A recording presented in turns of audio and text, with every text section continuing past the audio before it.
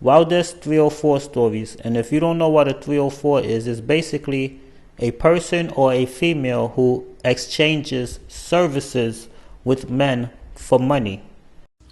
I love story times, so I'm gonna do one. So this one time I was working in Oakland. I was out on the street. I was on the Blade. If you don't know what the Blade is, it's where girls go, stand on the street, and work as prostitutes. So yeah, I was outside working, and this guy pulled up on me, and he told me he had 150 for a car date. If you don't know what a car date is, it means a quick interaction that may or may not include intercourse in the car. So he pulls up a couple of blocks and we park. It's like 2 in the morning. It's nobody outside. It's very dark. But he parked next to a curb that was real high. So if I tried to open the door, it wasn't going to open. Well, it wasn't going to open out all the way at least, right? So I tell him to move up a little bit, and he does. And I don't even check the door again. I just figure, oh, he moved up, so it's probably going to open, right? That was dumb. I should have never not checked again. He hands me the money, and I put it away, and I'm making small talk, but I'm still watching him, out the corner of my eye. And by the time I put the money away and get the condom out, he literally has pulled a butcher knife from his side of the car on the side of the seat and like pulled it out. And I don't even know what the hell he planned on doing with it. If he was going to threaten me with it or he was going to just use it right away. I don't know. But I was able to squeeze so tight outside of his car that I got like scraped on both sides of my hips to where I was bleeding because I moved so fast. And it happened to be a day where I didn't glue my wig down, which is not common. And he tried to grab me by my hair and my wig came off. So I was able to squeeze and get out of the car and get away from him because, my wig came off. And he ended up throwing the wig out of the fucking window and doing so much more. Like, I'm going to see what kind of response I get on this video, and then maybe I'll do a part 2. Let me tell y'all part 2, because y'all really fucking with me, and I appreciate that. So listen. So after he throws my wig out the window, he drives off, like, away from me. And I still have to walk down, like, 2 blocks to get back to where I was. And I'm out there by myself. There's nobody out there watching me or whatnot. At this time, I'm on auto. So I drive myself out there, and I'm out there by myself. Auto just mean like automatic. Like you don't need a pimp with you. You know what to do. You got your own car and you doing your own thing. So as I'm walking down, this nigga, he comes driving hella fast back towards me and parks his car in the middle of the street and jumps out the car with the knife and is chasing me silently. He's not saying anything. Like, I'm screaming and running around cars trying to get away from him. Luckily, I wasn't wearing heels. I'm trying to, like, wake people up and get them to, like, open their doors, scare him away. But he really probably wants his money back because I had his money in my purse and my wig, and I was out of there.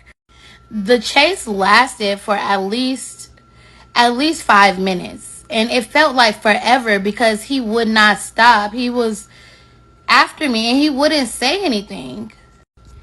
Ironically, a pimp that harassed me often, that I would never give the time of day, he heard me screaming. So he came driving around and saw me running. And before he saw the guy, he was like, "What's up? You need help? Then, get in." I didn't even think about it because any other time I would be skeptical. Like, no, I'm not finna get in the car with a pimp. That's not my pimp. I don't know what he could do to me, but he was my only option at the time, and he didn't seem like he wanted to hurt me, so I just took the chance. So I get into his car, and he sees the guy, like, with the knife, and the guy instantly, like, turns around and, like, just starts walking away back to his car. And he's like, I hear you screaming, and I tell him what's going on, and he's like, you lucky because that same nigga was out here before and he stabbed a girl, like he cut her in her thigh. And I got away from him. I instantly got dropped back off, like, at my car and left. Like, I was off for the rest of the night. I was not about to stand outside anymore. I was so shook up and so grateful to God that once again I was spared. You know, it just put on my mind how blessed I was and how much danger I was putting myself in by being in this kind of situation, because anything could have happened. And that wasn't the first story I have like that, where my life was in immediate danger. Because this guy was obviously a psychopath. Like, to this day, I don't know what his voice, I don't remember what his voice sounded like. Because by the time he was chasing me with the knife and stuff, he wouldn't say a word. It was like Michael Myers. Like, he was after me though. But I was willing to jump on cars, to jump anywhere. Like, I was really getting away from him, but he was chasing me hard. Like, he was stalking me down, and I was scared for my life. So I'm definitely going to tell more stories like this. I know that people are so interested in the experiences that 304s go through. So I can't wait to tell you guys more stories. And if you have any suggestions or questions, or you want to know any particular kinds of stories, please let me know. Comment. Talk to me. It's good. Not being mean at all. You're so pretty. How did someone like you get into this? On the someone like you part. What do you mean by that? But anyways, I mean, like, why are people so interested in that? So when I was like, oh, I look like a midget right now. My head was looking big and my torso was looking short. I don't like it. But anyways, when I was like 20 to 21-ish, I was like playing around. I had this homegirl named Kiera. I'm not even going to give her no fake name. Me and Kiera, we was like outside and we was like, yeah, I want some fast money. But originally, we was going to be strippers. But long story short, we never end up going to the strip club. We end up like playing on the internet or whatever, because we really didn't know how to get down in Vegas. We started playing on the internet. Boom, we try to bust our first date at the Stratosphere, right? It was a fucking disaster. A disaster. Like, oh my God. Why? First of all, I think the date was like for $300. And I'm not talking about like $300 each. I'm talking about $300 in total. That means it's $150. What were we doing? What were we paying bills like? Anyways, so that day was a disaster. And then I feel like as time had went on, Kiera kind of was like, oh, I'm not doing this. And we chilled out. I went back to my job, she went back to her job, and she's still doing the same job. Like, shout out Key, love you still, Bukiana. But so one day, or not one day, it's like, so my mom started to get like sick and stuff like that. So she started to have like a lot of doctor's appointments. She was gonna have to have surgeries and shit like that. So she's like, like her mobility was starting to like go down. So she's just like, you know what, it's getting really hard for me to work. She was working in the medical field and stuff like that. So it was getting hard for her to work, and she was gonna have to quit basically.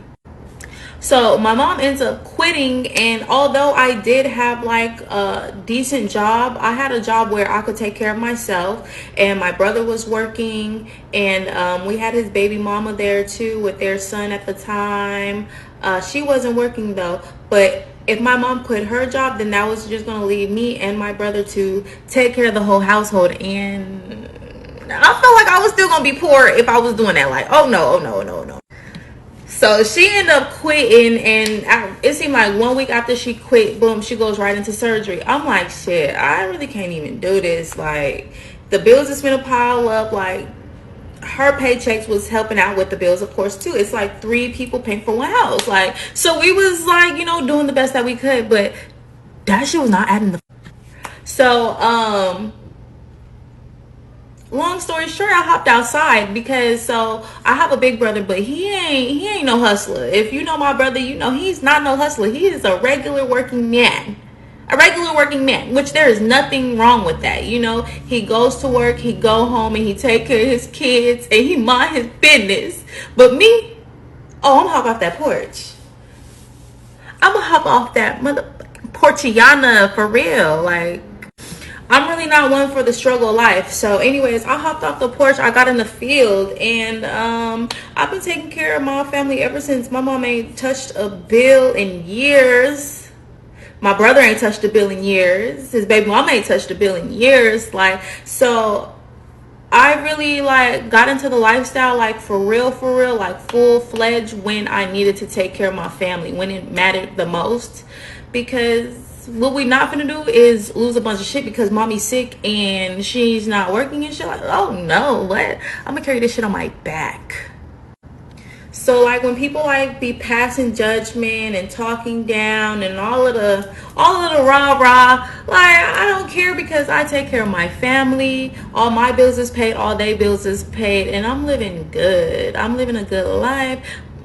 My credit right, face right, healthy, all types of shit. So you don't want to hear that, but you know, everybody keep always asking the question like, how did you get in this life? Basically, my mama got sick and I wasn't gonna be poor. Like, I had to take care of my family, I had to do what I had to do, and you know what? God has blessed me, and you know, He taught me the game, and here I am now, living it up.